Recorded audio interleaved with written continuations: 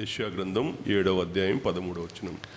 అతడు ఇలాగు చెప్పెను, దావీదు వంశస్థులారా వినుడి, మనుషులను విసికించుట చాలదనుకొని నా దేవుణ్ణి కూడా విసికింతురా. చాలు.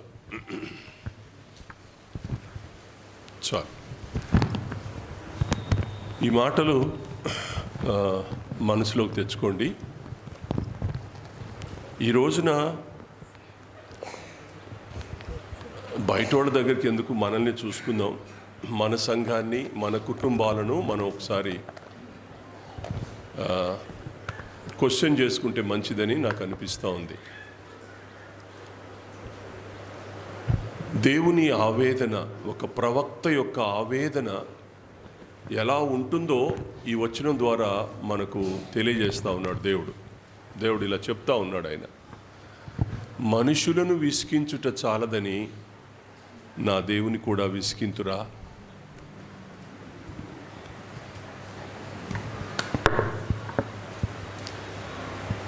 గత వారం నేను ఈ వాక్యాన్ని సిద్ధపడినప్పుడు నేను నోట్స్ రాస్తూ ఉన్నాను. నా కళ్ళ నుంచి నీళ్లు కారి నా బైబిల్ మీద, నా నోట్స్ మీద పడ్డాయి.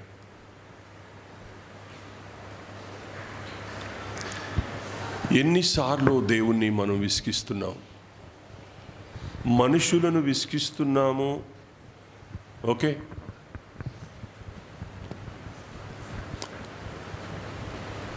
అది చాలదనుకొని దేవుణ్ణి కూడా విసిగించాలా?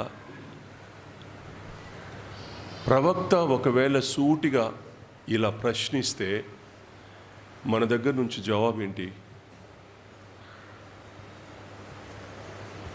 మనుషులను విసిగిస్తున్నారు, అది చాలదనుకొని దేవుణ్ణి కూడా విసిగిస్తారా అనే ప్రశ్న ప్రవక్త మన ముందుకు వచ్చి అడిగితే జవాబేంటి?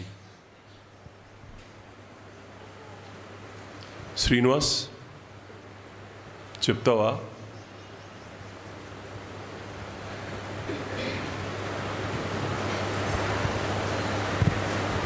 దేవుడు ఒకవేళ పేరు పెట్టి మనల్ని ఇలా అడిగితే మనం ఏం చెప్తాం సమాధానం? దేవుణ్ణి విసిగించే స్థాయికి వచ్చేసాం మనం. దేవుడే విసిగిపోతున్నాడు అనంటే, దేవుడే విసిగిపోతున్నాడు అనంటే మనం ఎంత విసిగిస్తున్నాం? ఇది నా ఆలోచన.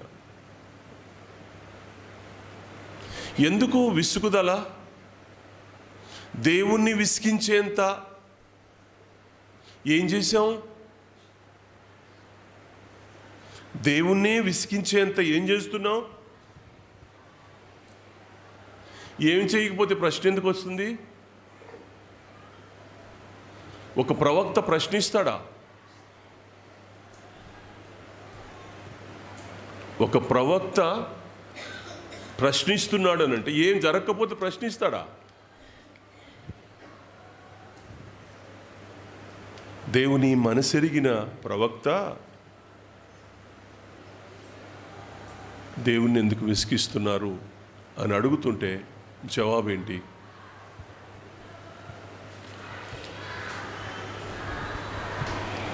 నేను ఈ మాట దగ్గర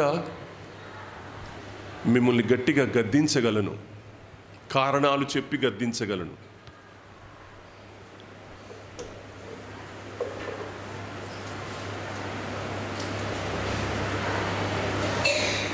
కానీ నేను గద్దించదలుచుకోలే. గద్దిస్తే మీకు కోపాలు కదా. గద్దించే ఆయనకు మిమ్మల్ని అప్పగిస్తే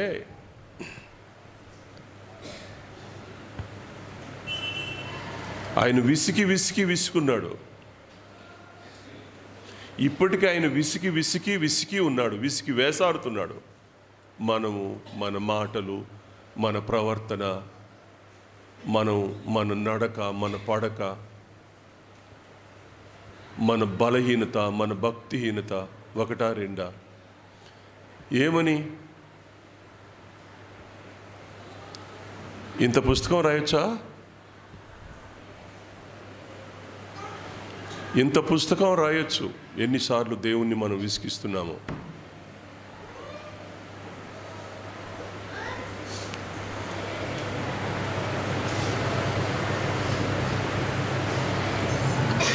నాకు 2 విషయాలు గుర్తొస్తున్నాయి.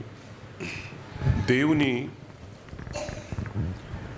పిల్లోడు, తల్లి ఒడిలో ఉన్న పిల్లవాడు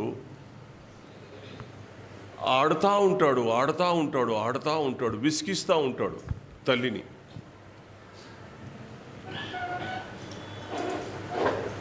వాడు విసిగిస్తూ ఉంటే తల్లి ముద్దు పెట్టుకుంటూ ఉంటుంది. ఒక్కోసారి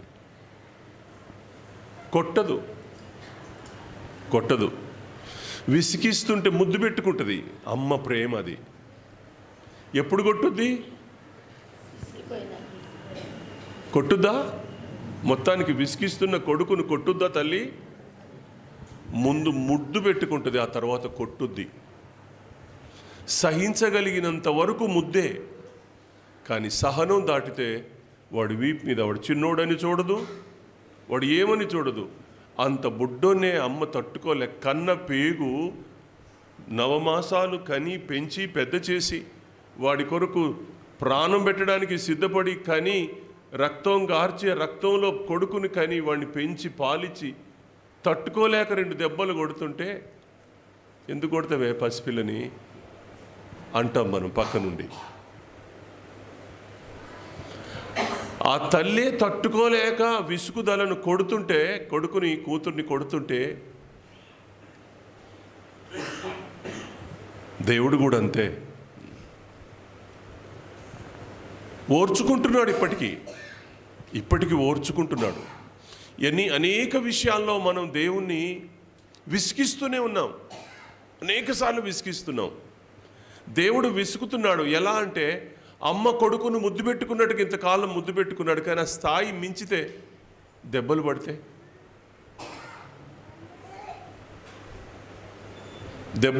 చెప్పండి.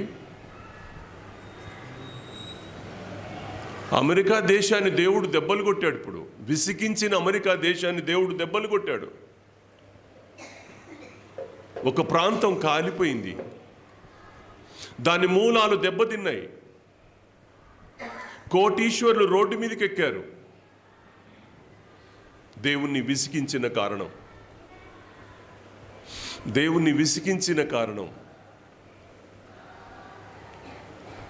ఎంత ధనవంతులు, డబ్బులు లెక్క పెట్టలేనంత ధనవంతులు. బోరుమని ముఖం మీద గుడ్డలు వేసుకొని ఏడుస్తున్నారు ఈ రోజున. ఒక ఆమె స్టేట్మెంట్ ఇస్తుంది, ఈ రోజున నేను అడుక్కునే పరిస్థితి ఏర్పడింది అని. ఉన్ననాడు మన ఇష్టానుసారంగా ప్రవర్తించి దేవుణ్ణి విసిగిస్తే, విసుగుదలకు దేవుడు దెబ్బలు కొడితే పరిస్థితి ఏంటి? ప్రేమతో చెప్తున్నాను, దేవుణ్ణి విసిగించవద్దు. మీ ప్రవర్తన ద్వారా, మీ మాటల ద్వారా దేవుణ్ణి విసిగించవద్దు. నేను ఒక 2 వచనాలు చూపిస్తాను. యెషయా గ్రంథం 43వ అధ్యాయంలోకి రండి. యెషయా గ్రంథం 43వ అధ్యాయం 22వ వచనం చూడండి ఏమన్నాడో. యాకోబు నీవు నాకు మొర్రపెట్టుట లేదు. నీవు నాకు మొర్రపెట్టుట లేదు. ఇశ్రాయేలు నన్ను గూర్చి నీవు విసికితివి గదా అన్నాడు. మీరు వినాలి మాట. యాకోబు ఇశ్రాయేలు ఒక్కడేనా, ఇద్దరు వేరువేరా? యాకోబు ఇశ్రాయేలు ఒక్కడేనా, వేరువేరా? ఒక్కడే కదా. ఒక్కడేనా? మరేంటి అంటావు? ఒక్కడే కదా. ఒక వచనంలో 2 పేర్లు ఎందుకు వాడాడు దేవుడు? ఒక వచనంలో 2 పేర్లు ఎందుకు వాడాడు? నీలో ఉన్న 2 వ్యక్తిత్వాలని దేవుడు చూపించడం కోసం వాడాడు. నీలో ఉన్న 2 వ్యక్తిత్వాలని చూపిస్తున్నాడు. యాకోబుగా ఉన్నప్పుడు నువ్వు ప్రార్థన చేసిన అనుభవం నీకు లేదు. నువ్వు మోసగానిగా ఉండి ప్రార్థన చేసిన బతుకు ఎప్పుడో కోల్పోయావు. నువ్వు ఇప్పుడు ఇశ్రాయేలుగా మారావు. ఇశ్రాయేలుగా మారిన తర్వాత నన్ను విసిగిస్తావేంటి నువ్వు? యాకోబుగా ఉన్నప్పుడు విసిగించావు. పాపం చేసి చేసి చేసి చేసి చేసి నన్ను విసిగించావు. యాకోబుగా ఉండి ప్రార్థన అనే దాన్నే నీ జీవితంలో లేకుండా చేసి నన్ను విసిగించావు. ఇప్పుడు యాకోబు ఇశ్రాయేలుగా మారావు, నేను నిన్ను ఇశ్రాయేలుగా మార్చాను, నువ్వు ఇశ్రాయేలుగా మారిన తర్వాత మళ్ళీ విసిగిస్తున్నావేంటి?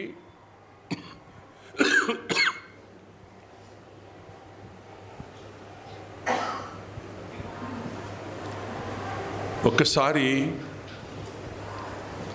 మీరు మీ ముఖాలను మీ ఇండ్ల వైపు మళ్లించండి. మీ ఇంట్లో ఏం జరుగుతుంది, మీ ఇళ్లలో మీరు ప్రవర్తించిన తీరు మీరు ఒకసారి తీసుకెళ్ళండి. మీ ఇంటికి వెళ్ళి చూడండి. ఇప్పుడు మీ మనసులో మీ ఇంటికి వెళ్ళండి. మీ మనసులో మీ ఇళ్లలో ఏం జరిగిందో ఆలోచన చేయండి. ప్రభువును మీరు విసిగిస్తున్నారా లేదా అనేది మీకు అర్థమవుతుంది. మీరు ఇశ్రాయేలు జనాంగం అంటే మారు మనసు పొందిన పిల్లలు, మీరు రక్షించబడి మారు మనసు పొంది బాప్తీసాలు తీసుకున్న దేవుని పిల్లలు. మారు మనసు పొందిన తర్వాత దేవుణ్ణి విసిగించడం దేనికి సూచన?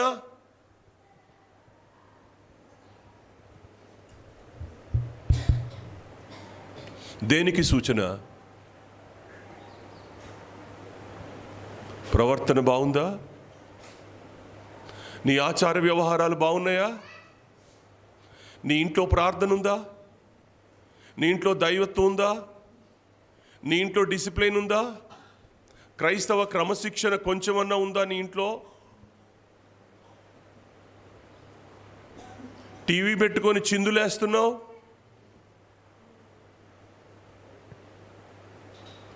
నీ పసిపిల్లలు ఆడుకుంటుంటే వాళ్లకు టీవీ ముందు చూసి వాళ్లకు డాన్స్ నేర్పుతున్నావు.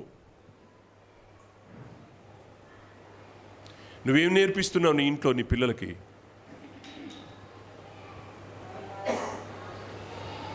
ఈ రోజున ఏం కాదులే అనే ఒక భావన నీ మనసులో ఉంది.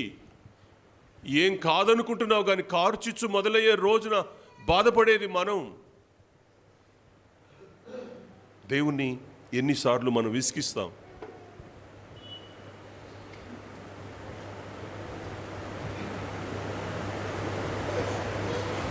అడగన ఒక మాట ధైర్యంగా ఏనా ఇది సరిగ్గా మాట్లాడట్లే. ధైర్యంగా ఒక మాట అడగనా మిమ్మల్ని? మీ పిల్లలు బాగా లేనప్పుడు ఏడ్చారుగా?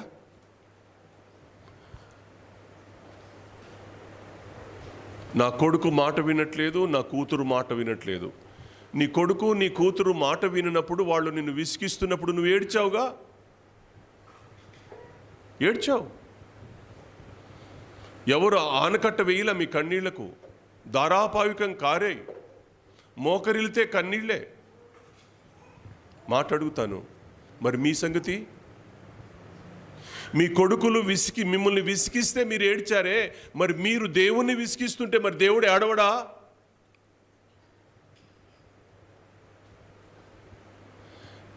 మీ కొడుకులు తప్పిపోతే మీరు ఏడుస్తున్నారే, మరి మీరు తప్పిపోతుంటే దేవుడు ఏడవడా? దేవుణ్ణి ఎన్నిసార్లు మనం విసిగిస్తున్నాం? దీనికి జవాబు ఎవరు చెప్పాలా?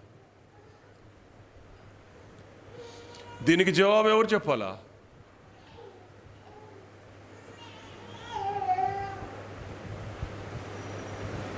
దేవుడు అడుగుతున్నాడు. 43వ అధ్యాయం 23వ వచనం చూడండి. 23వ వచనం కింద వచనం, దహన బలులుగా గొర్రె మేకల పిల్లలను నా యొద్దకు తేయలేదు, నీ బలుల చేత నన్ను ఘనపరచలేదు. నేను చదువుతానమ్మా. దహన బలులుగా గొర్రె మేకల పిల్లలను నా యొద్దకు తేలేదు దేవుడు అడిగాడు. అమ్మ వినండి, నా మాట వినండి, ప్లీజ్ నా మాట వినండి. దేవుడు అడుగుతున్నాడు, ఇశ్రాయేలు, నీవు నన్ను గూర్చి విసిగితివి కదా, నేను నిన్నంత విసిగించానా?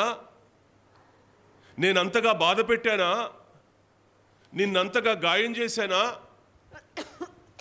ఎందుకు నన్ను గూర్చి నువ్వు విసుకుతున్నావు? నిన్నెన్నడైనా గొర్రె మేకల పిల్లలను నేను అడిగానా? నువ్వు నా దగ్గరికి తెచ్చావా?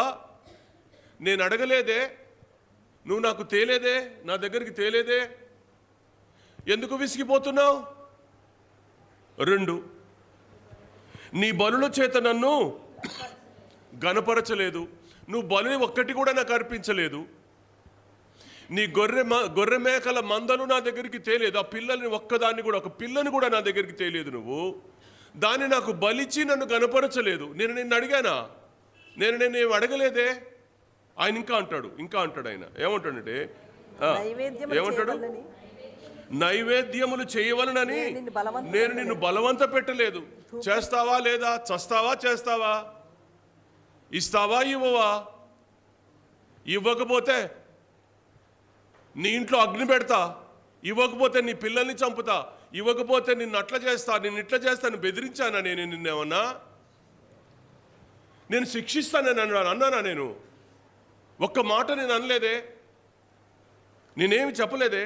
మీ నైవేద్యములు వేయవలనని నేను నిన్ను బలవంత పెట్టలేదే.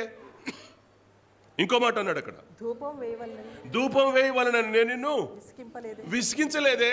నేను నిన్ను విసిగించట్లా, నాకు అది కావాలి, ఇది కావాలి, ఇది కావాలి, అది కావాలని, అన్ని కావాలని నువ్వు నన్ను విసిగిస్తూ నన్ను బట్టి నువ్వు విసిగిపోతున్నావా? నువ్వు క్వశ్చన్ చేస్తున్నాడు దేవుడు. ఇప్పుడు జవాబు చెప్పాలి. ఇప్పుడు ఈ రోజున సగటు క్రైస్తవ విశ్వాసి దేవునికి జవాబు చెప్పాలి. నేను ఏ విషయంలో నేను విసిగించాను? నేనెక్కడా నిన్ను విసిగించలేదని ఆయన స్టేట్మెంట్ ఇస్తున్నాడు. నేను నిన్ను విసిగించలేదు, పైగా నా విషయంలో నువ్వు విసిగిపోయానని చెప్తున్నావు కదా, నేను ఎక్కడ విసిగించానో చెప్పు అని దేవుడు అడుగుతున్నాడు. ఇశ్రాయేలు, నీవు నన్ను గూర్చి విసిగితివి కదా,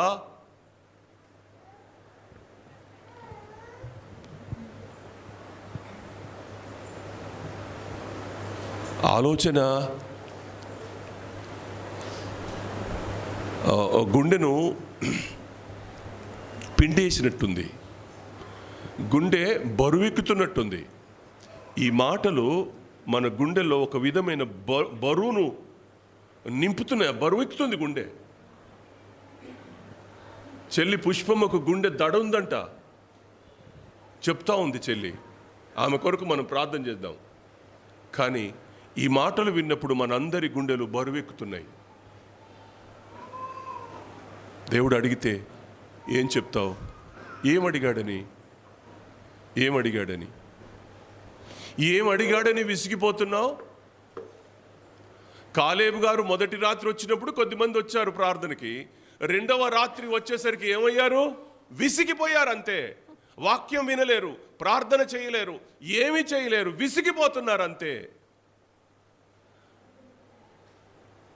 దేవుని మందిరం అన్నా విసుగుదలే, దేవుని వాక్యం అన్నా విసుగుదలే, దేవుని కార్యాలంటే విసుగుదల. అసలు దేవుడు అంటేనే విసుగుదల వచ్చేస్తూ ఉంది. కారణం ఏంటో తెలీదు. ఆయన ఏమన్నా అడుగుతున్నాడా? పోనీ ఏమన్నా అడుగుతున్నాడా? వచ్చినప్పుడు వాళ్ళ 10,000 తేండి, 20,000 తేండి, 30,000 తేండి అని ఏమన్నా అడుగుతున్నాడా? డబ్బులు అడుగుతున్నాడా? గొర్రెమేకలను అడుగుతున్నాడా? బలులు అర్పించమని అడుగుతున్నాడా? నైవేద్యం ఏమని అడుగుతున్నాడా? ఏమీ అడగని దేవుణ్ణి దేవుడు ఏదో విసిగిస్తున్నట్టు ఫీల్ అయిపోయి, దేవుడు నన్ను విసిగిస్తున్నాడు, దేవుడు నన్ను విసిగిస్తున్నాడు, దేవుడు నన్ను విసిగిస్తున్నాడు. ప్రార్థన చేసుకోమంటే విసుగుదల నీకు? వాక్యం చదువుకోమంటే విసుగుదల నీకు? సహవాసానికి రమ్మంటే విసుగుదల నీకు? చెడ్డ పనులన్నీ చేయడానికి ఎక్కడా విసుగుదల రాదు. గంటల తరబడి టీవీల ముందు కూర్చోడానికి విసుగుదల రాదు. దరిద్రపు కొట్టు పనులన్నీ చేయడానికి విసుగుదల రాదు.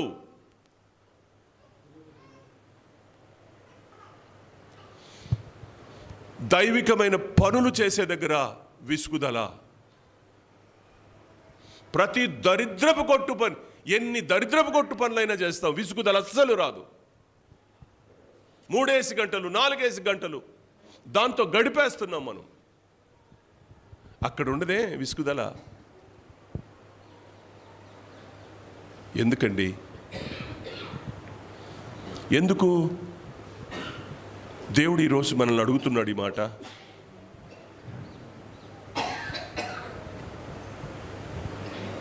ఎందుకు దేవుడు ఈరోజు మనల్ని ఈ మాట అడుగుతున్నాడు? ఇశ్రాయేలు, నీవు నన్ను గూర్చి విసిగితివి కదా. యెషయా అంటాడు, ప్రజలను విసిగించింది చాలదని నా దేవుని కూడా నువ్వు విసిగించదవా? ప్రజలను, మనుషులను విసిగించింది చాలదని దేవుణ్ణి కూడా నువ్వు విసిగిస్తావా? ప్రవక్త అడుగుతున్నాడు ఇవాళ. దీనికి జవాబు చెప్పలేక కాదు, ఓర్చుకుంటున్న ప్రభువుని బట్టి మన సమస్త విసుగుదలలను ఆయన ఓర్చుకుంటున్నాడు. మనం ఆయన విసిగిస్తుంటే ఆయన భరిస్తున్నాడు. కానీ ఆయన కొరకు ఏదైనా చేయాలనేసరికి మనకు విసుగుదల వస్తూ ఉంది. ఒరే బాబు రండి, శుక్రవారం నాడు బ్రదర్స్ ప్రార్థన ఉంది అని అంటే విసుగుదల. ఒక్కళ్ళు రారు. గంట కొట్టి అందరికీ మెసేజ్లు పెట్టాలా, ఫోన్లు పెట్టాలా, చెయ్యెత్తండి అని అడగాల, ఫోన్లు చూడరు. విసుగుదల. దేవుని సన్నిధికి వచ్చి వాక్యం వినడానికి విసుగుదల. గంటల తరబడి ఎక్కడెక్కడో లోక మాటలు మాట్లాడుకోవడానికి విసుగుదల ఉండదు. దేవుని మందిరానికి వచ్చి కూర్చొని వాక్యం వినడానికి, సహవాసం చేయడానికి, ప్రార్థన చేయడానికి, నశిస్తున్న వాళ్ళని పట్టించుకొని వాళ్ళ కొరకు కన్నీళ్లు కార్చే అవకాశాన్ని మనం ఇవ్వం. లోకంలో పిచ్చాపాటి అన్నింటికీ స్థానం ఇస్తున్నాం. దేవుడంటే విసిగిపోతున్నాం. వద్దండి, మార్చుకుంటే మంచిది. ఖచ్చితంగా మన యాటిట్యూడ్స్లో మార్పు రావాలి. మనలో మార్పు రానంత కాలం దేవుణ్ణి విసిగిస్తూనే ఉంటాం. విసుగుదలకు ఒక ఎక్కడో దగ్గర పులి స్టాప్ పడుద్ది. నువ్వు రావు, నీ భర్త రాడు, నీ పిల్లలు రారు. దేవుడంటే విసుగుదల. భయం ఉండదు, భక్తి ఉండదు, మర్యాద ఉండదు, క్రమం ఉండదు, వినయం ఉండదు, విధేయత ఉండదు, ఏమీ ఉండదు. చచ్చిపోతే సమాధిలో పెట్టాలి కదా, సహవాసానికి వెళ్ళాలా. చచ్చిపోతే సమాధి చెయ్యరు, దానికోసం రావాలి మందిరానికి. ఇది మన యాటిట్యూడ్. బర్త్డే అయితే అయ్యగారు వచ్చి ప్రార్థన చేయడేమో, దానికి రావాలా. చస్తే సమాధి చేయడో ఏమో, దానికి రావాలా. దీనికి కట్టుబడి ఉంటున్నాం ఇవాళ. ఎంత దౌర్భాగ్యపు క్రైస్తవ్యం, ఎంత దౌర్భాగ్యమైనటువంటి అనుభవం గుండా క్రైస్తవ సంఘం కొనసాగుతుంది ఈ రోజున. మర్యాద, క్రమం, భక్తి ఏది లేదండి, ఏది లేదు. పైగా దేవుడు అడిగే స్థాయికి వచ్చేసాం. ఇశ్రాయేలు, నీవు నన్ను గూర్చి విసిగితివి కదా. ప్రవక్త అడుగుతున్నాడు. మనుషులను విసిగించిందని చాలది, దేవుణ్ణి కూడా విసిగిస్తున్నాడు. ఆయన ఆ మాట అంటే ఈయన ఈ మాట అంటున్నాడు. దేవుణ్ణి విసిగిస్తున్నావు కదా అని యెషయా ప్రవక్త అడిగితే, నన్ను గూర్చి మీరు విసుగుతున్నారు కదా అని ఈయన అడుగుతున్నాడు. ఆ రెండింటి యొక్క బరువు ఎంతో మీరు ఆలోచించండి. ఆ 2 వచనాల సారాంశాన్ని ఒక దగ్గర పెట్టుకొని దాని బరువు ఎంతో తూచండి, మీకు అర్థమవుద్ది. చాలాసార్లు దేవుణ్ణి ఈ రోజున మనం విసిగిస్తున్నాం. మీకు కొంచెం బాధ అనిపిస్తుంది ఇవాళ ఇలాంటి మాటలు చెప్పినప్పుడు. విసిగించిన మీకు బాధ అనిపిస్తుంది. బాధ అంటే నిజంగా అవును నిజమే విసిగించాం కదా అనే బాధ కాదు. ఈయన మమ్మల్ని తిడుతున్నాడనే బాధ, ఈయన మమ్మల్ని కోపడుతున్నాడనే బాధ, ఈయన మమ్మల్ని హెచ్చరిస్తున్నాడనే బాధ. మిమ్మల్ని హెచ్చరించకూడదు, మిమ్మల్ని తిట్టకూడదు, మిమ్మల్ని ఒక్క మాట కూడా అనకూడదు. మీకు పూలదండలు వేయాలా, మీకు శాలువాలు కప్పాలా, మీకు సన్మానాలు చేయాలా. తప్పండి. మనసులో చేంజెస్ రావాలా. మానసికంగా మనము ఆత్మ సంబంధమైన ఎదుగుదలను మనం దేవుని నుండి కోరుకోవాలా, దేవుణ్ణి ఆశించాలా. ఈ రోజున చాలా తప్పు పని చేస్తున్నాము అని ఒక ఆలోచన నాకు కలుగుతూ ఉంది. ప్రభు క్రొత్త నిబంధనలో మీరు విసుకక నిత్యము ప్రార్థన చేయుచుండవలనని ఒక ఉపమానమే చెప్పాడు. లూకాసు వార్త 18వ అధ్యాయంలో. లూకాసు వార్త 18వ అధ్యాయంలో ఒక విధవరాలు వచ్చి ప్రార్థన నా న్యాయం తీర్చమని ఒక అన్యాయస్తుడైన న్యాయాధిపతి దగ్గరికి వచ్చి మాటికి గోజాడి అడుగుతుంది అనే మాటని ఆయన ఆ రోజున చూపించారు. విసుకక నిత్యము ప్రార్థన చేయుచుండవలనని దేవుడు చెప్తుంటే మనమేమో విసిగిపోతున్నాం. దేవుడు చెప్పింది విను ఆ బిడ్డ. ఎవడెవడో పనికి మాలిన వాడు చెప్పిన మాటలల్లా వింటాం మనం. దేవాది దేవుడు సృష్టికర్త, నీ నిర్మాణకుడు, నిన్ను నన్ను పోషించి అన్నం పెట్టే నాదుడు, ఆయన మాట వినమా మనం? ఎవరి మాట విందాం? ఎవరి మాట విందాం మనం? ఆమె ఎంత బతిమిలాడింది. ఆమె మాటి మాటికి గోజాటి అడుగుటతోడ ఆ అన్యాయస్తుడైన న్యాయాధిపతి న్యాయము తీర్చకుండునా, ఆ న్యాయాధిపతియే మీకు న్యాయం తీర్చగాలేంది, నేను న్యాయం తీర్చనా? ఆ ఉపమాన భావం అది. ఒక అన్యాయస్తుడైన న్యాయాధిపతి మాటి మాటికి గోజాడి అడిగితే అన్యాయస్తుడు లంచగొండి న్యాయాధిపతి డబ్బులు తీసుకోకుండా న్యాయం చేసి పంపిస్తే నేను చెయ్యనా? లూకాసు వార్త 18వ అధ్యాయంలోని భావం అదే. దేవుడు ఎన్నిసార్లు మన ప్రార్థన వింటున్నాడు, ఎన్నిసార్లు మనకు జవాబిస్తూ ఉన్నాడు, ఎన్నెన్నిసార్లు మనల్ని ఓర్చుకుంటున్నాడు, భరిస్తున్నాడు. ఈవెన్ దో మనం అన్డిసిప్లిన్డ్ అయినా, మనం బలహీనులమైనా, మనం భక్తిహీనులమైనా సరే దేవుడు మనల్ని సహించడం ఆయన నేరంగా మనం భావిస్తున్నాం. ఈ రోజున తప్పు చేసినప్పుడల్లా ఆయన వీపు మీదనో దవడ మీదనో 4 పళ్ళు ఊడగొట్టి పక్కన పడుకోబెడితే అప్పుడు భయపడతాం మనం. దేవుడు అలాగూ చేయడం లేదు గనుక దేవుణ్ణి మనం విసిగిస్తున్నాం ఈ రోజున. దేవుడు కొట్టలేక కాదు, ఆయన మహోన్నతమైనటువంటి కృప కలిగిన దేవుడు. ఆయన వాత్సల్యత ఎడతెరిపి లేదు గనుక మనం నిర్మూలం కాకుండా ఉన్నాము అని విలాప వాక్యాల్లో రాశాడన్నమాట. ఆయన కొట్టడం ప్రారంభిస్తే లేచి నడిచే పరిస్థితి ఉండదు. దేవుడు దెబ్బలు కొట్టడం ప్రారంభిస్తే ఒక్కరం కూడా లేచి నిలబడలేం. ఇవాళ ఎంత అమర్యాదగా దేవుణ్ణి విసిగిస్తున్నామో. పైగా నన్ను బట్టి మీరు విసిగారు కదా అనే మాటకి జవాబు చెప్పలేకపోతున్నాం ఈ రోజున. ప్రభా, మేమెక్కడ విసిగించాం, మేమే మిమ్మల్ని విసిగిస్తున్నాం, క్షమించండి ప్రభా అని అనగలిగిన వారి వాళ్ళు కనబడట్లా. నిజమే ప్రభా, మేము మిమ్మల్ని విసిగిస్తున్నాం, మమ్మల్ని క్షమించండి అని అడగగలిగిన వారు కూడా కనబడట్లా. దేవుణ్ణి విసిగించడానికి ఒక ప్రణాళికాబద్ధంగా విసిగించుకుంటా వెళ్ళిపోతున్నాం మరి ఈ రోజున. చాలా తప్పండి. ఎంత తప్పు అనంటే అంత తప్పు. సామెతల గ్రంథంలో 21వ అధ్యాయం 19వ వచనంలో సొలొమోను రాస్తాడు. మీరు చూడండి, మంచి మాట. 21వ అధ్యాయం 19వ వచనం. ప్రాణము విసికించు జగడగొండి దానితో కాపురము చేయుట కంటే అరణ్య భూమిలో నివసించుట మేలు.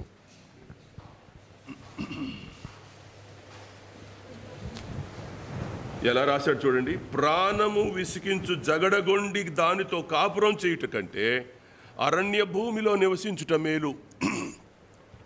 ఇంటిపోరు అంతింతా కాదయ్యా అంటాడు ఒక ఆయన. ఇంటిపోరు అంతింతా కాదయ్యా అంటాడు ఒక ఆయన. రోజు ఇంటికి రాగానే విసికించే భార్య ఉంటే ఆ ఇల్లు ఏం బాగుపడుద్దండి? రోజు ఇంటికి రాగానే విసికించే భార్య ఉంటే ఆ ఇల్లు ఏం బాగుపడుద్ది? ఏం తెచ్చావు, ఏం చేశావు, ఎక్కడికి వెళ్ళావు? ఇవే ప్రశ్నలు, ప్రశ్నల మీద ప్రశ్నలు, ప్రశ్నల మీద ప్రశ్నలు. వాడు నెమ్మదిగా ఉంటాడా? ఇంటికి వచ్చి పొద్దున్నాక అడవిలోకి వెళ్ళి పని చేసుకొని వచ్చి నెమ్మదిగా ఉండగలడా?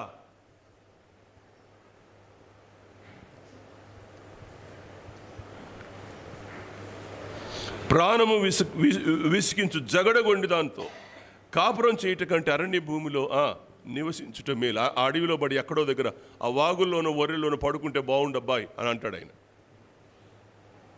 ఎంత ప్రమాదం! విసికించడం అనేది ఎంత ప్రమాదం అంటే ప్రాణం తీసుకునేంత. విసుకుదల అనేది, విసికించడం అనేది వన్స్ ప్రారంభిస్తే అది ఎంత అంటే ప్రాణం ఎంత బలమైంది, మరణం ఎంత బలమైంది. మరణం బలమైందా కాదా? ఎబ్రీ పత్రికలో రాస్తాడు మరణం బలమైందని. సో బలమైన మరణం కంటే విసుగుదల అంత భయంకరమైంది. చావగోరారట. ఆ విసుగుదలను తట్టుకోలేక చావగోరారట. సంసోను గురించి రాయబడింది. ఆమె మాటి మాటికి అడుగుతుంటే విసిగిపోయి ప్రాణం తీసుకోగోరాడంట.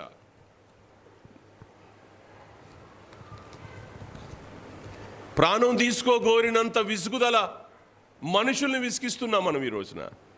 దేవుణ్ణి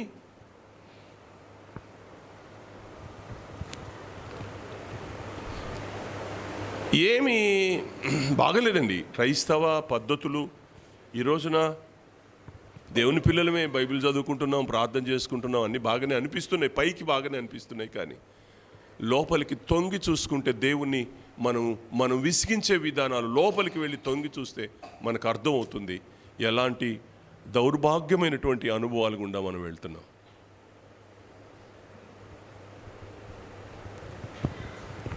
ఎందుకు విసిగిస్తున్నాం అసలు అర్థం కావట్లా. దేవుణ్ణి ఎందుకు విసిగిస్తున్నామో అర్థం కావట్లా.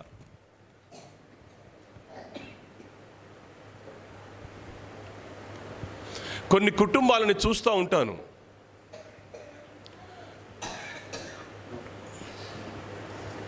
ఆ కుటుంబాలలో మరి దేవుడు నిజంగా ఆయన దీర్ఘశాంతం గలవాడు అనడానికి ఒక రుజువు ఆ కుటుంబాలు. ఆ కుటుంబాలను బట్టి దేవుడు ఎంత దీర్ఘశాంతం వహిస్తున్నాడో.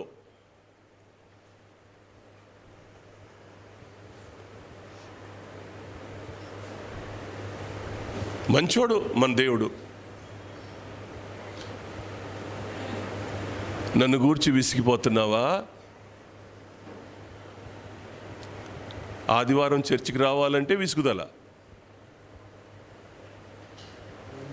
ఆదివారం చర్చికి రావడానికి విసుగుదల.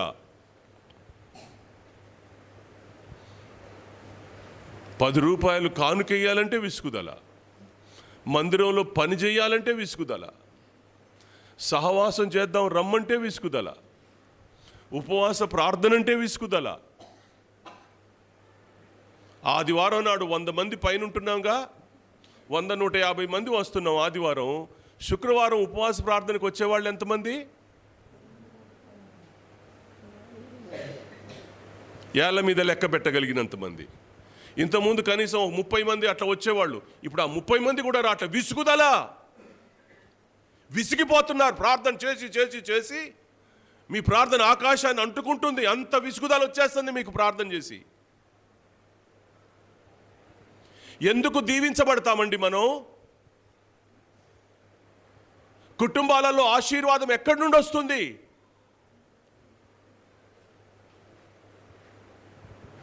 మూటలు కట్టాలి, ఇంతింతలో మూటలు కట్టాలా? తప్పండి. ప్రతి దానికి, ఆత్మ సంబంధమైన ప్రతి దాని విషయంలో విసిగిపోతున్నారు జనం.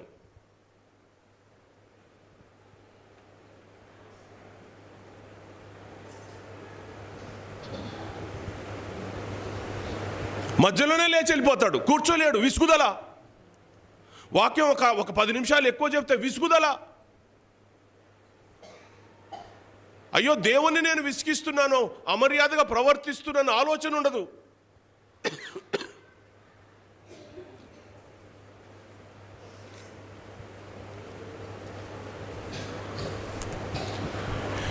ఇర్మియా గ్రంథం 6వ అధ్యాయం. ఇర్మియా గ్రంథం 6వ అధ్యాయం 10-11 వచనాలు చూడమ్మా. విందురని నేను ఎవరితో మాట్లాడేదను? విందురని నేను ఎవరితో మాట్లాడేదను? ఎవరికి సాక్ష్యం ఇచ్చేదను?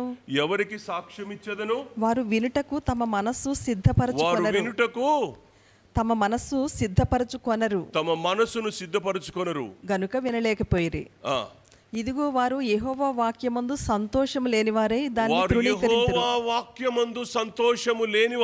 దాన్ని తృణీకరించుదురు. నువ్వు దేవుణ్ణి ఎంత విసిగించినా పర్వాలా, దేవుడు మాత్రం నిన్ను విసిగించొద్దు. యెహోవా వాక్యమందు సంతోషం లేని వారై ఉన్నారంట. నిజంగా యెహోవా వాక్యం మీద సంతోషం ఉంటే అర్ధరాత్రి పిలిచినా పరిగెత్తుకొని వస్తావు నువ్వు. అర్ధరాత్రి పిలిచినా పరిగెత్తుకొని వస్తావు.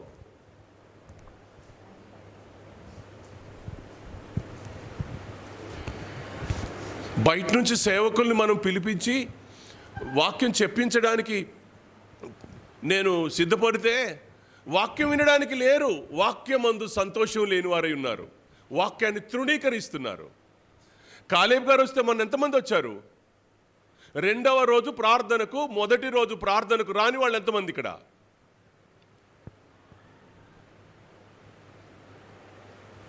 యెహోవా వాక్యమందు సంతోషం లేదు మీకు. విసిగిస్తున్నారు. మీరు విసిగిపోతున్నారు. మీరు దేవుని వాక్యం అంటే విసుగు, దేవునితో సహవాసం చేయడం అంటే విసుగు, పరిశుద్ధులతో సహవాసం అంటే విసుగుదల. రారు.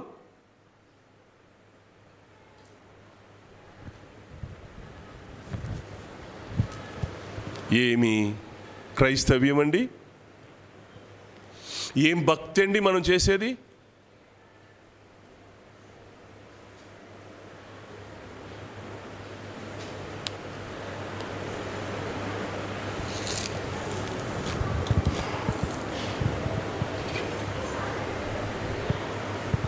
ఇర్మియా గ్రంథం 20వ అధ్యాయం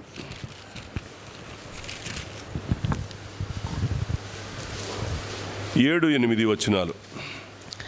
యెహోవా, నీవు నన్ను ప్రేరేపింపగా నీ ప్రేరేపణకు లోబడితిని. నీవు బలవంతం చేసి నన్ను గెలిచితివి. నేను అమ్మా, ఇర్మియా గ్రంథం 20వ అధ్యాయం 7వ వచనం నుంచి. యెహోవా, నీవు నన్ను ప్రేరేపింపగా నీ ప్రేరేపణకు లోబడితిని. నీవు బలవంతము చేసి నన్ను గెలిచితివి. దేవుడు ఎలా గెలిచాడండి మనల్ని? దేవుడు మనల్ని గెలిచింది ఎట్లా? దేవుడు అసలు మనల్ని గెలిచాడా? దేవుడే మన చేతిలో ఓడిపోయాడా? హలో, వినండి. దేవుడు మనల్ని గెలిచాడా? దేవుడు మన చేతిలో ఓడిపోయాడా? గెలిచాడా? దేవుణ్ణి గెలిపించటోళ్ళం అయిపోయినాం మనం ఇవాళ. ఏరా, యోబు గెలిపించాడు. దేవుడు లొంగ తీసుకొని గెలవగలడు సుమా. యాకోబు తొడగూడు మీద కొడితే తొడగూడు వసలిందంట.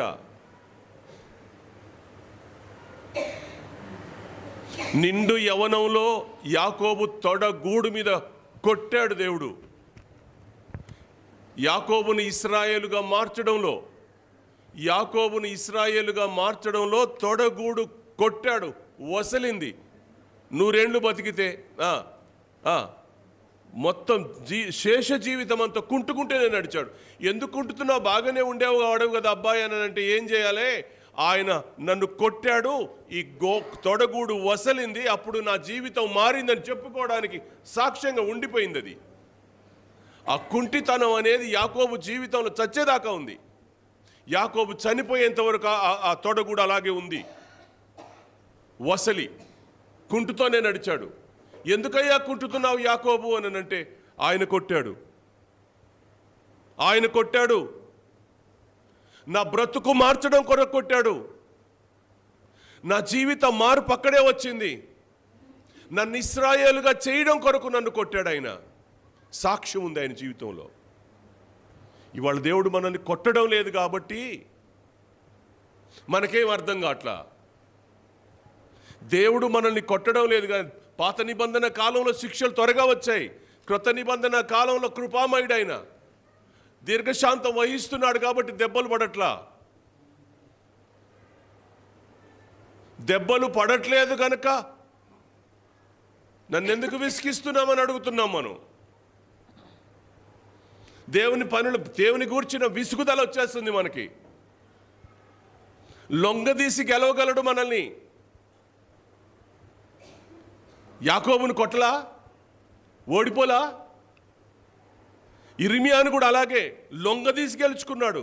మళ్ళా చదవండి ఆ వచనం, 7వ వచనం. యెహోవా, నీవు నన్ను ప్రేరేపింపగా నీ ప్రేరేపణకు లోబడితిని. నీవు బలవంతము చేసి నన్ను గెలిచితివి. చదవమ్మా. నేను దినమెల్లా నవ్వుల పాలనైతిని.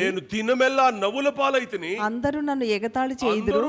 ఎగతాళి చేసెను. ఏలయనగా నేను పలుకునేప్పుడెల్లా బలాత్కారము జరుగుచున్నది, ఏలయనగా నేను పనుకున్నప్పుడెల్లా బలాత్కారం జరుగుచున్నది, దోపుడు జరుగుచున్నది దోపుడు జరుగుచున్నది అని ఎలుగెత్తి చాటింపవలసి వచ్చెను. ఆ, దినమెల్లా యెహోవా మాట నాకు అవమానమునకును అపహాస్యమునకును హేతువాయెను.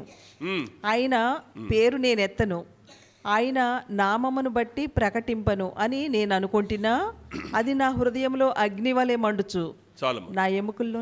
ఇర్మియా ఎంత కన్నీటి ప్రవక్త అంటే, ఇర్మియా ఎంత మంచి ప్రవక్త అంటే అంత మంచి ప్రవక్త. ఆయన ఇలా అన్నాడు, ఆయన ఇలా అన్నాడు. ఏమన్నాడు? 20వ దేవునా ఏమన్నాడు?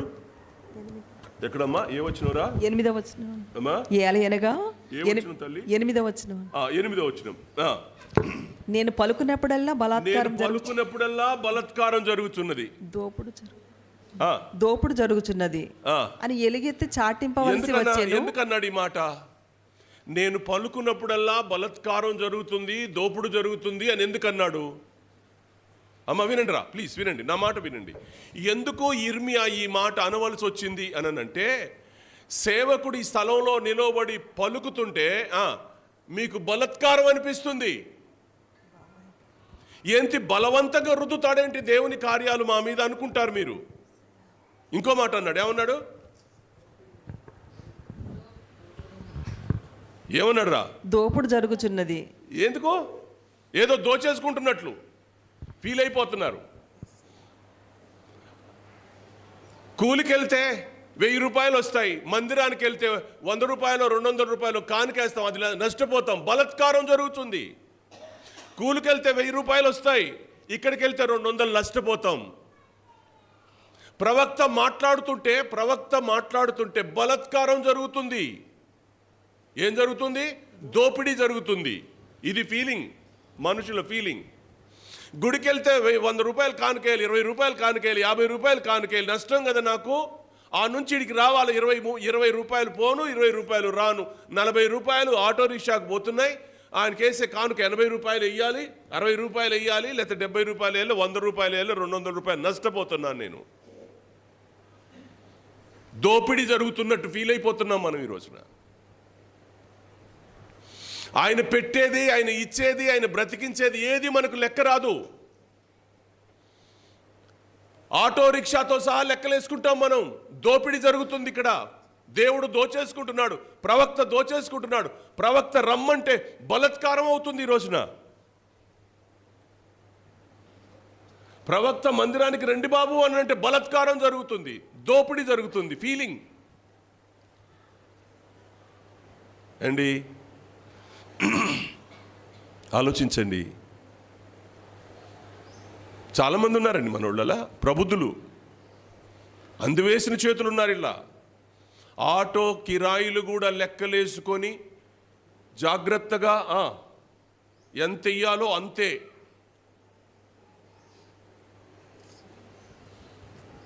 బయటికి కనబడరు, లోపల దోపుడు జరుగుతున్నట్టు ఫీలింగ్ అనమాట వాళ్ళకి. బలాత్కారంగా ఏదో లాగేసుకుంటున్నాడు దేవుడు అనే ఫీలింగ్ వాళ్ళకి. ఏడుస్తున్నాడండి ఇర్మియా. చదువునా ఆ మాటలు, మళ్ళీ చదువు.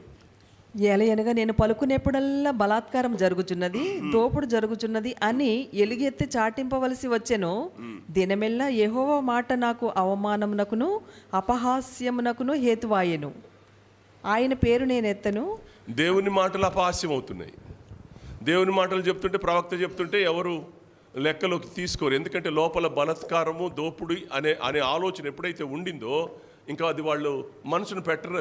అది ఏ ప్రవక్త ఎంత మంచి మాటలు చెప్పినా అది హేళన కిందనే ఉండిపోద్ది. అందుకని ఎగతాళి చేశారు, నవ్వుల పాలైతేని అన్నాడు అక్కడ. అదే అర్థమైందమ్మా? నేను నవ్వుల పాలయ్యానని ఏడ్చాడు అక్కడ. సో ఇక్కడ అంటాడు ఈయన. చదువునా దాని తర్వాత మాట చదువు. ఆయన పేరు నేను ఎత్తను, ఆయన నామమును బట్టి ప్రకటింపను అని నేను అనుకుంటున్నా. ఆయన అనుకున్నాడంట, ఇంక చెప్పను, ఈ వీళ్ళతో చెప్పడం కంటే మౌనంగా ఉండడం మంచిది. అంతేనా చిన్న? ఏరా అంతే అనిపిస్తుంది కదా కొడుకు. ఎంత చెప్పినా వినకపోతే ఏమనిపిస్తుంది? ఎంత చెప్పినా వినకపోతే ఏమనిపిస్తుంది? వాడు వినడు, నేనెందుకు చెప్పాలా, చెప్పి నేనెందుకు కంటుపడాలా, చెప్పకుండా ఉంటే పోద్ది కదా. చెప్పకుండా ఉంటే అయిపోద్ది కదా, నేనెందుకు చెప్పాలా? నోటి మీద నోరేసుకుని ప్లాస్టర్ పెట్టుకొని వాళ్ళు చేసే ఆటలన్నీ చూసుకుంటూ, వాళ్ళు చేసే తతంగాలన్నీ చూసుకుంటూ, కళ్ళకు గుడ్డ కట్టుకొని నోటికి ప్లాస్టర్ వేసుకొని చూసి చూడనట్టు గుడ్డివాని వలె, నా ప్రవక్తల కంటే గుడ్డివారెవరు, నా ప్రవక్తల కంటే మూగివారెవరు అని అంటాడు ఆయనే. దేవుడు అంటాడు, నా ప్రవక్తల కంటే గుడ్డివారెవరు, నా ప్రవక్తల కంటే మూగివాళ్ళెవరు? మాట్లాడలేరు. మీరు చేసే ప్రవర్తనకు మాట్లాడరు, మౌనంగా నోటి మీద ఏలేసుకోవడమే, చూసి చూడనట్టు కళ్ళకు గంతలు కొట్టుకొని గుడ్డివాడిగా పోవడమే. వాళ్ళు ఏమి చేసినా పర్వాలా.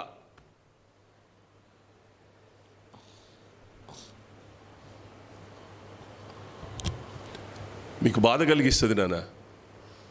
నేను ఒక మాట చెప్తున్నాను, ఈ రోజున మీకు బాధ కలిగిస్తుంది, కానీ మిమ్మల్ని బట్టి దేవుడు బాధపడుతున్నాడు కనుక ఈ మాటలు మీతో చెప్పాల్సిన పరిస్థితి ఏర్పడింది నాకు.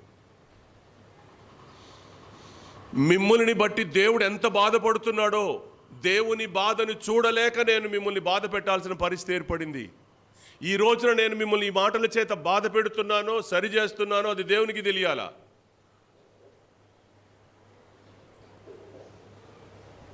పైకి ఒకలాగా లోపల మరొకలాగా.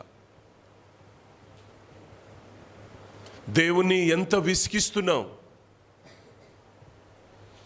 ఆయన అంటాడు, ఇర్మియా అంటాడు, ఆ చివరి మాట చదువునా, ఆయన నామం బట్టి ప్రకటింపనని నేను అనుకుంటున్నా, అది నా హృదయం. నేను అనుకున్నాను, నేను ప్రకటించకూడదు, ఇంకా అనవసరం, వీళ్ళకి చెప్పడం కంటే నోటి మీద వేలేసుకోవడం మంచిదని నాకు అనిపించింది, అనుకున్నాను. కానీ అది నా హృదయంలో అగ్నివలే మండు, అది నా హృదయంలో అగ్నివలే మండుతున్నది, నా ఎముకల్లోనే మూయబడి ఉన్నట్లున్నది.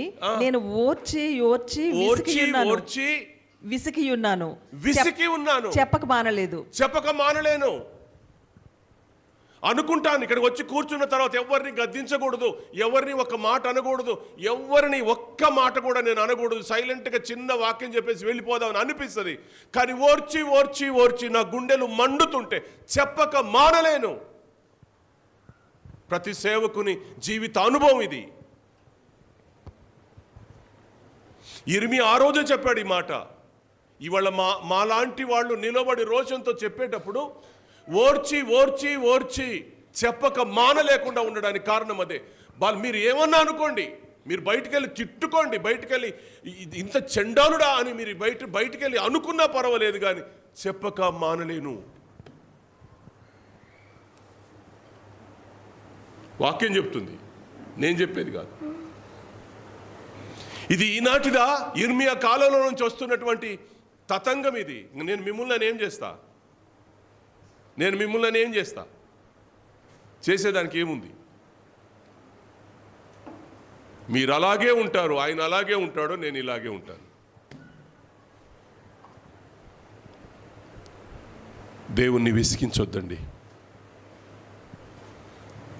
దేవుణ్ణి గురించి మీరు విసుకొద్దండి, దేవుణ్ణి బట్టి మీరు విసుకొద్దు.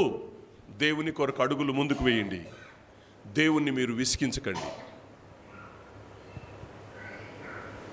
మీరు విసుకొద్దు, దేవుణ్ణి విసిగించొద్దు. అది దేవుడు ఈ లేఖనం ద్వారా మనల్ని కోరుకుంటున్నాడు. దేవుడు ఈ లేఖనం ద్వారా మనల్ని కోరుకుంటున్నాడు. ఆయన 95వ కీర్తన చదువునా, నేను ముగిస్తాను. 95వ కీర్తన 8, 9, 10 చరణాలు. అరణ్యమందు మెరీబా యొద్ద మీరు కఠినపరుచుకొనినట్లు, మస్సా దినమందు మీరు కఠినపరుచుకొనినట్లు మీ హృదయములను కఠినపరచుకొనకుడి. అచ్చట మీ పితరులు నన్ను పరీక్షించి శోధించి నా కార్యములు చూచిరి. 40 ఏండ్ల కాలము ఆ తరము వారి వలన నేను విసికి, వారు హృదయమున తప్పిపోవు ప్రజలు, వారు నా మార్గములు తెలుసుకోలేదని అనుకుంటుంది. ఎన్నేళ్ళంటమ్మా?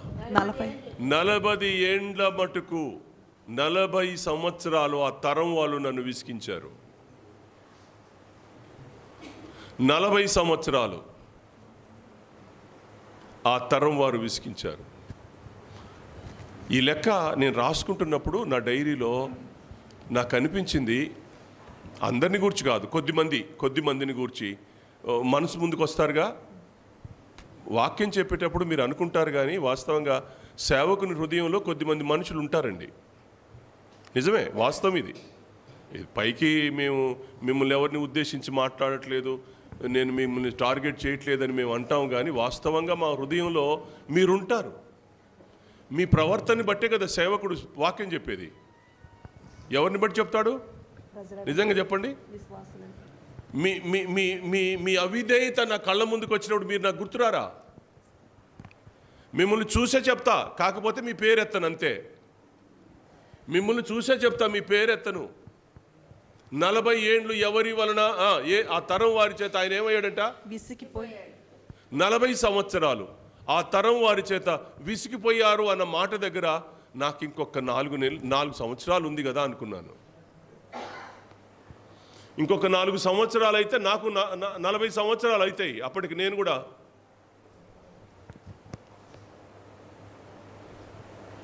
36 సంవత్సరాల నా సేవా జీవితంలో ఇంకొక 4 ఏళ్ళు అయితే నాకు 40 ఏళ్ళు అవుతాయి. ఎంతమంది విసిగించారో నాకు తెలుసు.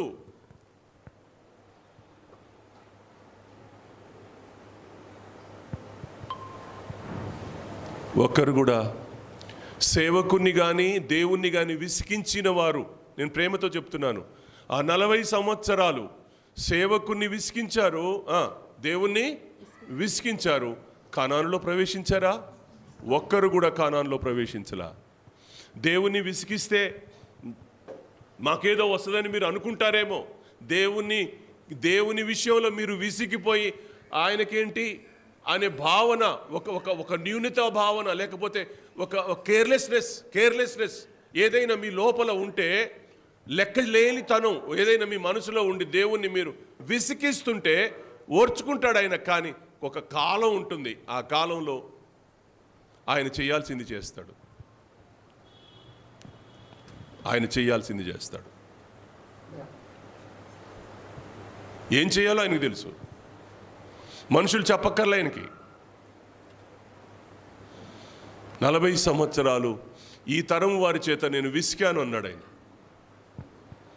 దేవుణ్ణి విసిగించకండి ప్లీజ్, చేతులు జోడించి చెప్తున్నా. దేవుణ్ణి విసిగించడం మానండి, మంచిది కాదు.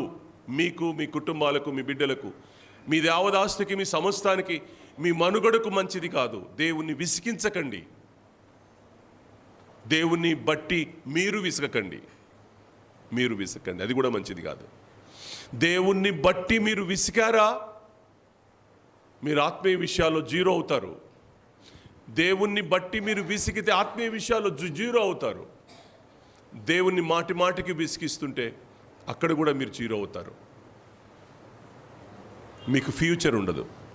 తాత్కాలికంగా భూమి మీద బ్రతుకుతారు. ఆసాప్ అన్నాడు చూడండి. ఆసాప్ ఏమన్నాడు? భక్తిహీనులు వర్ధిల్లడం చూసి, వాళ్ళ క్షేమం చూసి, వాళ్ళ ఎదుగుదలను చూసి, వాళ్ళ సమస్తాన్ని చూసి వ్యసనపడ్డాడంట. కానీ వాళ్ళని తేరి చూస్తే వారు కాలు జారు స్థలంలో ఉన్నారని గ్రహించాడంట. వారు ఎక్కడున్నారు? ఆ పాటికి వాళ్ళు క్షేమాభివృద్ధి పొందారు, ఆస్తులు సంపాదించుకున్నారు. వాళ్ళ ఇంట్లో ఆరోగ్యమే ఉంది, ఆస్తులున్నాయి, అంతస్తులున్నాయి, డబ్బు ఉంది, హోదా ఉంది, అన్నీ ఉన్నాయి. కానీ తీరా ఒక్కసారి దేవుణ్ణి అడిగి ఒక్కసారి కిందకు చూస్తే వాళ్ళు కాళ్ళు ఎక్కడున్నాయనంటే కాళ్ళు జారే చోటు ఉన్నాయి. ఆ జారితే కింద లోయలో పడిపోతారంతే. వాళ్ళ కాళ్ళు జారే చోటు ఉన్నాయి. ఈ సత్యం క్రైస్తవ విశ్వాసికి అర్థం కావాలా. వాళ్ళు కాలు జారే చోట ఉన్నారు, ఎడ్జిలో ఉన్నారు. వాళ్ళు జస్ట్ స్లిప్ అయితే పడిపోతారు లోయలో. అడ్రస్ కూడా దొరకదు. బొక్కలన్నీ చూర అవుతాయి, ఎముకలు చూర అయిపోతాయి, ఏమీ ఉండవు. అది చూసి ఒక్కసారి వెనక్కి తిరిగి ఆకాశమందు నువ్వు నాకుండగా ఈ భూమి మీద నాకు ఇది అక్కర్లేదయ్యా అని అడిగాడు. ఆకాశమందు నువ్వు ఉంటే చాలు, నాకు ఈ భూమి మీద నాకేం అక్కర్లా. నాకు అన్నం పెట్టి, కడుపు నిండా బట్టలు ఇచ్చి, నన్ను పోషించి, నాకు ఏది కావాలంటే అది ఇచ్చిన నిన్ను ఆరాధిస్తే నేను ముందుకెళ్తానని అనుకున్నాడు. అలాగే దేవునికి తాను సమర్పించుకున్నాడు. ఆలోచించండి, ఈ రోజున దేవుణ్ణి మీరు విసిగిస్తున్నారా? దేవుని విషయంలో మీరు విసిగిపోతున్నారా? ఈ రెండు ప్రశ్నలు మీరు వేసుకోవాలని నేను మీకు మనవి చేస్తున్నాను. దేవుణ్ణి మీరు విసిగిస్తున్నారా? దేవుడే నన్ను విసిగిస్తున్నాడనే భావనలో మీరున్నారా? దేవుడే మిమ్మల్ని విసిగిస్తున్నాడన్న భావన ఎక్కడొస్తుంది? ప్రార్థన దగ్గర, వాక్యం చదివే దగ్గర, సహవాసం చేసే దగ్గర, దేవునికి కానుకలు ఇచ్చే దగ్గర, దేవుని మందిరంలో పనిచేసే దగ్గర, దేని దగ్గర? ఒక కారణం అంటూ ఉండాలా, ఒక కారణం అంటూ ఉండాలా. ఏ కారణం లేకుండా దేవుడు నన్ను విసిగిస్తున్నాడని ఎలా చెప్తావు? ఎక్కడ విసిగించాడో చెప్పు. నువ్వు దేవుణ్ణి ఎన్నిసార్లు విసిగించావో ఈ పుస్తకం చెప్పుద్ది. ఇంతలా పుస్తకం చెప్పుద్ది దేవుణ్ణి మనం ఎన్నిసార్లు విసిగించాము. 40 సంవత్సరాలు నన్ను విసిగించారు ఆ తరం వారు అన్నాడు ఆయన. ఆలోచన చేద్దాం, తలలు వంచండి, ప్రార్థన చేసుకుందాం.